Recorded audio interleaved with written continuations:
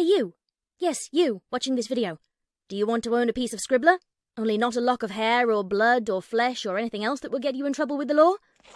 Well, now you can, with t-shirts, hoodies, tote bags and mugs featuring Obab Scribbler at her Teespring store. You know you want to. I shall now stop talking in third person and send you on to the video. Be lovely to each other and enjoy the show.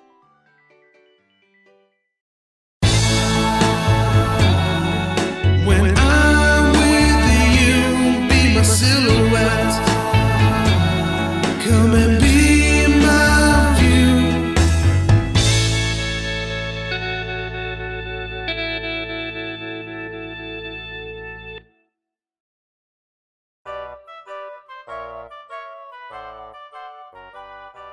A flourish of warm brass echoed over the pristine towers of Canterlot as the sun descended below the dark layer of clouds that currently obscured the valley and distant Ponyville from the lofty mountain capital city. In an oak-panelled lecture hall at Canterlot University, Twilight Sparkle's vivacious voice rang out as she levitated a stick of chalk and drew complicated sigils and runic equations on the broad expanse of green slate. And so, by the process of elimination, we can determine that the magical field tastes like grapeade. With that, she emphatically underlined a string of symbols and rounded on her audience, beaming with satisfaction. Does Cinny Pony have any questions? Her smile tightened a bit at the corners as she beheld a largely empty hall with a scattering of undergrad unicorns, half of whom were struggling mightily to appear politely awake, while the other half made no such pretense and either slumped forward, their drool pooling on the thick pillow of their open textbooks, or sprawled back in their seats with their horns pointing toward the ceiling.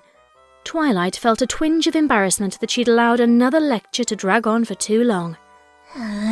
The lavender unicorn mare sighed and telekinetically straightened the frilly cravat around her neck as her shoulders slumped a little. Alright, that's all for today. Next week, Professor Presto will be back from the symposium and will be lecturing on transformational field theory. So make sure you read up on Chapter 5 of Dazzlefizz's Deteriorations on Dwimmers and Section 12 of the Codex Regius of Alicornium. Oh, and don't forget to bring an old sock with you for the lab session. She turned away and floated the chalk back to its storage tray as the sounds of quiet words exchanged and hoof steps and benches being skidded rustled behind her. Several of the undergrads were jolted awake as the lavender unicorn's head whipped around in surprise. Twilight squinted and peered at a pale figure perched toward the back of the lecture hall, a slender young unicorn mare with two-tone powder violet and pink mane framing a porcelain-coloured face with wide green eyes. It was a face the lavender unicorn recognized at once, shared as it was by one of her oldest and dearest friends, although this variation on the theme substituted a guileless freshness for her older sister's pristine sophistication. The violet-maned mare cocked her head and twitched an ear. Sweetie Belle, you're not in this class. This gave her pause, and she raised an eyebrow. In fact, now that I think about it, you don't even go to school here. The filly got to her hooves, stumbling a bit as she cleared the benches, and came bouncing down the aisle toward the front, an open smile on her primrose-white face.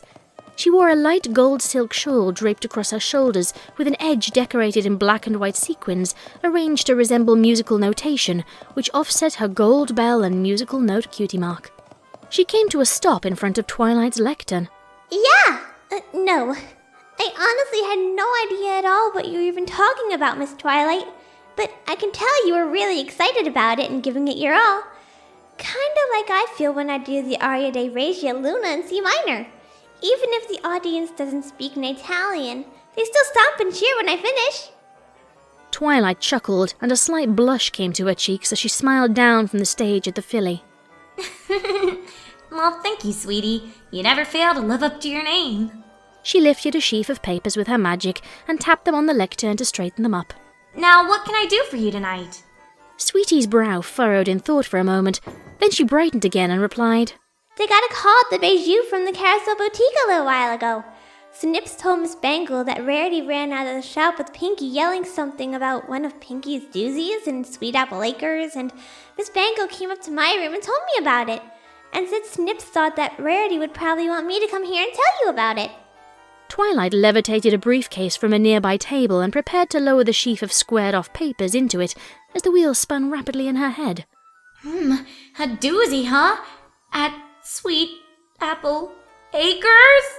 Her eyes grew wide as her pupils shrank to pinpricks, and the papers exploded in a cascading, fluttering cloud. What? She leapt down off the stage and gripped the startled and confused younger mare by her shoulders. Sweetie, don't you understand? Fluttershy's full! She's having her fall right now, probably! She let loose of the younger filly and went galloping up the aisle, bowling over one of the undergrads as she shouted at the top of her lungs, Spike! Spike! I need you to take a letter! Sweetie Belle stood with wide eyes and watched the older unicorn recede in a cloud of dust and fluttering papers, the wheels in her own head turning furiously, but at a much lower RPM. Suddenly, a look of ecstatic joy lit up her face, and she started jogging in place as an extended note in triple C escaped her throat, rapidly increasing in volume until cracks started to form on the slates behind her. She broke into a gallop, leaping lightly over the prone form of the undergrad Twilight had just knocked down, as her voice reverberated on the oak panels of the lecture hall. Fluttershy's gonna be a mommy. Applejack's gonna be an auntie. Miss Twilight! Miss Twilight, can you ask Spike to burp a letter to Scootaloo for me? Miss Twilight!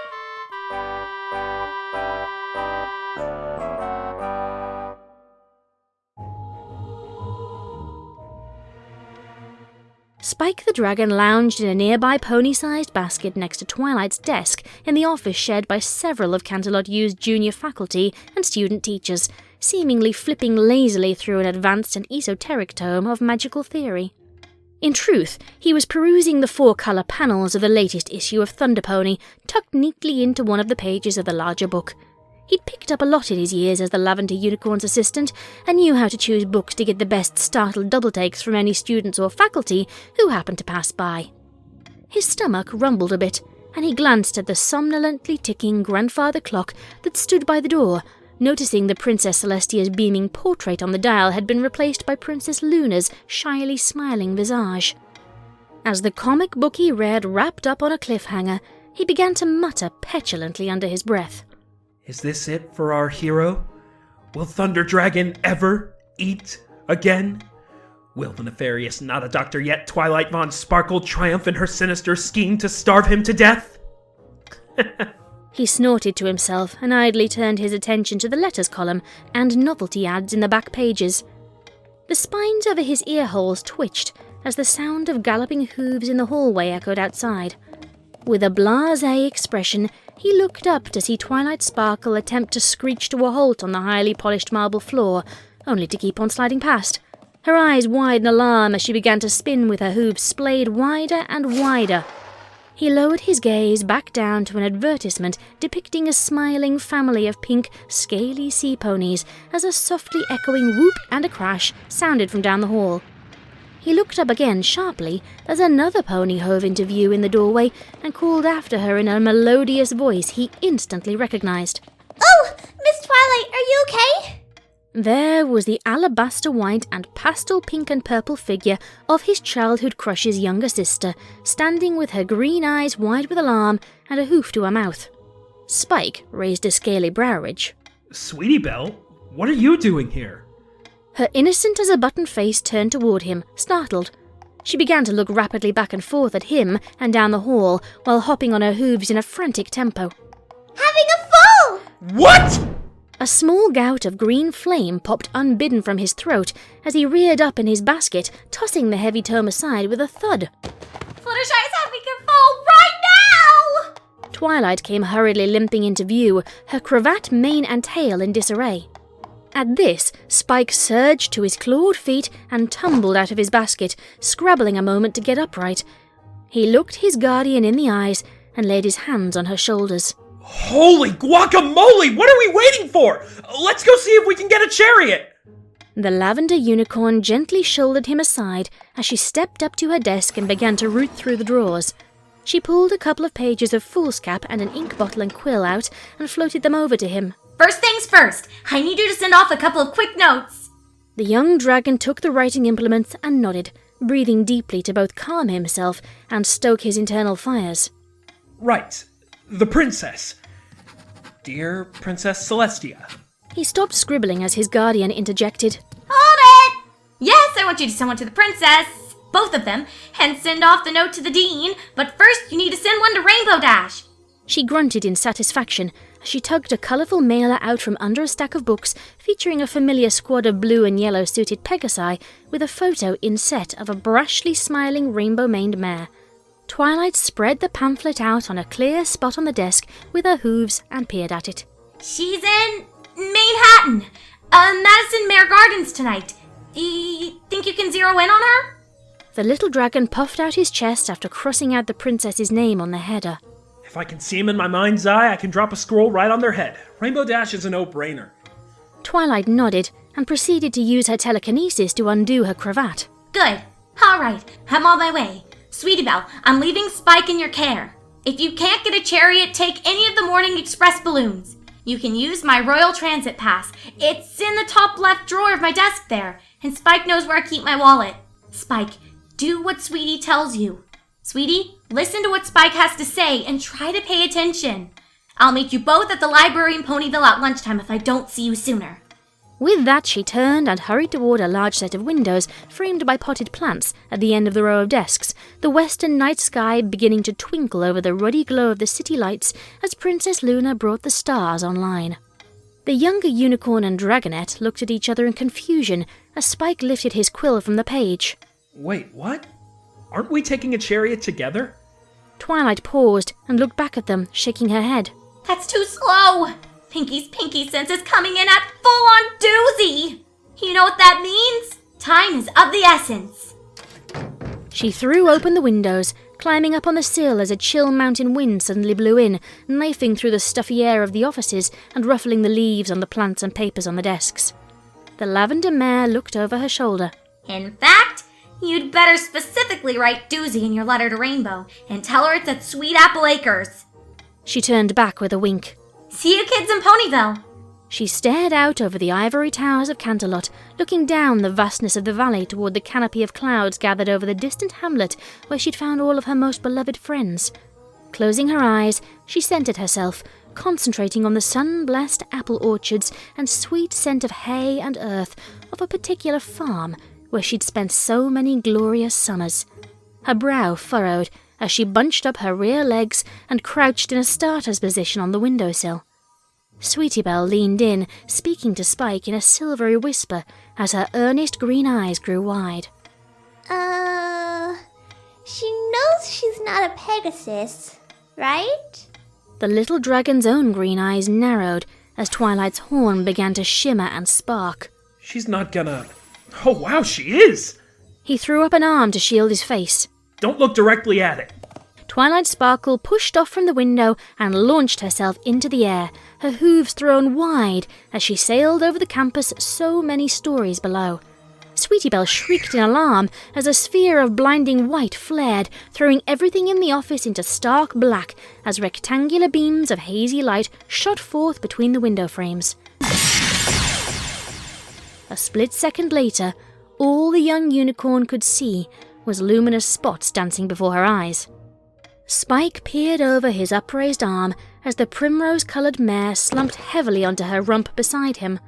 The stars twinkled cheerily over the warm blaze of the sunset in an empty, deep purple sky.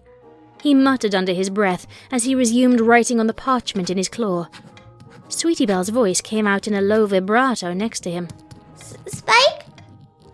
I can't feel my face! The young dragon nodded vaguely. That'll pass. Do you spell doozy with a Y or an IE?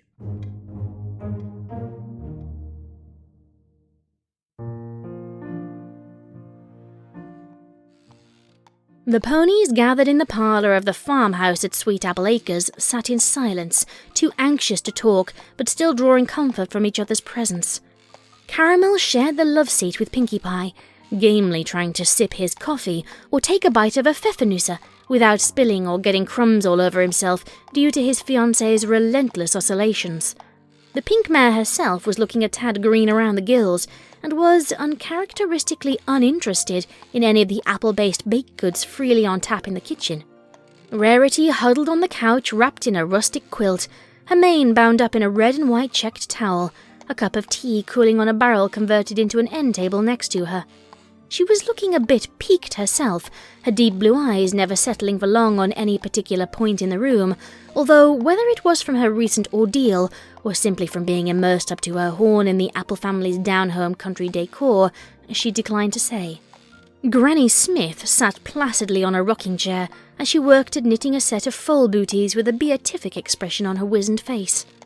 Applebloom sat beside her on a little stool and busied herself carving a small figure of a pony out of a block of applewood, letting the shavings flutter quietly into a bucket on the floor. Applejack's physical nature was getting the best of her at the moment. Lacking a quiet hobby to occupy her mind, and without even the minimal distraction of feeling under the weather like Pinkie or Rarity, all the blonde farm mare could do was pace, which was even more infuriating because she was trying her best to walk softly and not disturb the occupants of her brother and sister-in-law's room. The orange earth pony's head whipped around as a blinding flash of light blossomed outside, followed by a yelp and a splat, and the frantic barking of Naomi, starting from a point under the porch and then moving out into the courtyard. Applejack rushed over to the radiator, plucking up her drying hat and flipping it onto her head, then galloped out the door, screeching to a stop on the rain-dampened planks of the front porch as the other ponies craned their necks in curiosity. Applebloom dropped carving and knife into the bucket with a plunk and rose, following her sister outside and taking up a position at her side, her brow sternly furrowed. Naomi was running laps around a steaming, hemispherical crater in the yard, from which a mud and soot-smeared unicorn rose shakily to her hooves, a plume of grey smoke rising from the tip of her glowing horn as it faded from white-hot to yellow to ruddy red. The new arrival shook her head and blinked, and then gave the Apple sisters a grin, her violet eyes and white teeth showing plainly in her soot-blackened face. An equally wide grin spread across Applejack's face, causing her freckled cheeks to bunch up under her smiling eyes. She bounded down the steps and slid down over the lip of the crater, throwing her front hooves around the unicorn mare's neck. Howdy, Sugar Cube. Glad y'all could make it. Twilight Sparkle hugged Applejack back with shaky limbs. At least an acceptable percentage of meathead. Applebloom let out a sigh and turned toward the door with a lash of her tail. I'll go and fill up the tub again. As soon as Applejack had led a slightly disoriented and staggering Twilight Sparkle inside, Rarity was on her feet and hurrying to join them, followed closely by Pinkie, who didn't get up so much as allow her vibrations to carry her off the love seat and onto the floor. The quartet of dear friends, 2/3 of the elements of harmony, all embraced and exchanged warm greetings with one another as Caramel and Granny Smith looked on. When the group hug disengaged, the lavender unicorn looked expectantly at her friends. How's Fluttershy doing?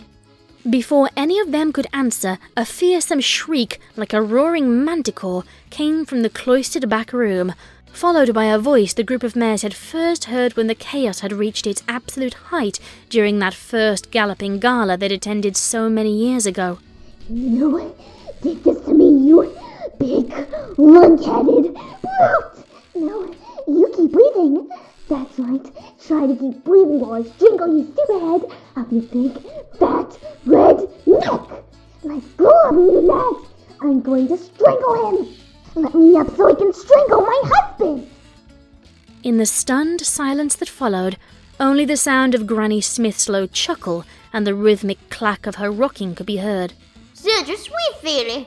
I sure soon want to tell my husband I was birthing my first. The old mare smiled fondly as she knitted. The group of younger mares merely gaped at her and looked up in unison as the bedroom door opened with a soft click. Nurse Redheart came tottering out, her nurse's hat askew. She gave them a glassy-eyed smile before glancing in the elderly Apple Clan matriarch's direction and clearing her throat. Granny Smith kept rocking gently with her eyes on her knitting. Turn the heads by the kitchen door. Third drawer down. Nurse Redheart nodded and stumbled to where she'd been directed, pulling open the drawer and lifting out a small jug marked with 3 X's. With shaky white hooves gripping the sides, she pulled the cork with her teeth and set it aside, then raised the jug to her lips and took a long pull from it. She coughed, wiping her mouth with the back of her hoof, replaced the cork, and then very carefully replaced the bottle, slid the drawer shut, and turned and crossed back to the door. After staring long and hard into the room, the pink-maned medical mare set her hooves, adjusted her hat, hiked her tail, and strode back inside, pulling the door gently closed behind her.